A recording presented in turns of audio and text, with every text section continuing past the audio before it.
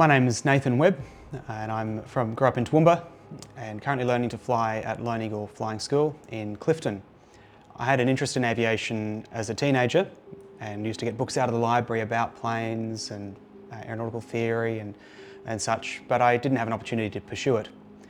Now that I'm a bit more established in career and life, I've decided to come back to it, prompted slightly by an interest of my younger siblings in aviation, which corresponded really well.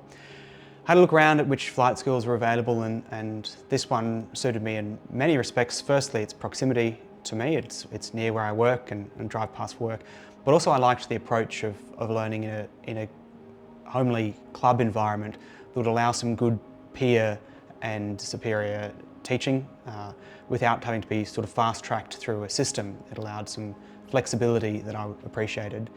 It's good to be able to come to a club and have honest conversations and not feel like you're on the clock to get in the air or get out of the classroom. So that's one of the reasons I chose Lone Eagle. Good morning, Nathan. Well, we flew yesterday. We did forced landings earlier this morning. We did a brief yesterday on precautionary search and landings and also on forced landings.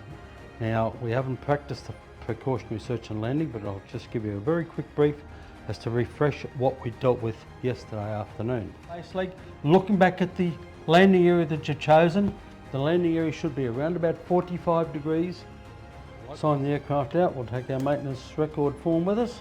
You're working your way along the back of here, checking these spots of these flaps and the attachment points.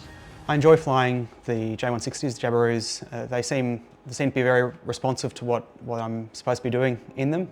As an early hours student pilot, I haven't had an opportunity to fly in other aircraft, but I appreciate that these do what the instructors say they're going to do, and I can rely on it being responsive and accurate to performance.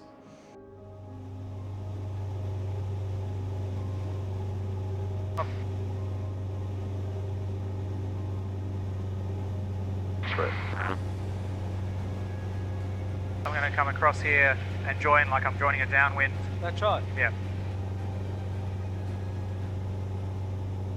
Meanwhile, looking at it, and it looks like a nice place to land. It has actually been used by a Spitfire many years ago to land on. Very nice. You're in the thermal area here, so Yep. watch that speed, so you got speed a bit high there. Yep. People often talk about this man has always tried to fly, and there's something about it, but that's about as much as I can. Like, there's something that man wants to fly. What it is, I don't think there's more than knowing that I like being in the air. Like looking down and seeing everything move at a slower and slower pace the higher you go, and it's just good bit of perspective.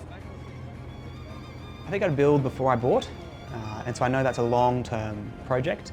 And so once I've got through the initial phase of learning, basic competency in flying, I would like to attach myself to other people who are building to get just gradually familiar with that process.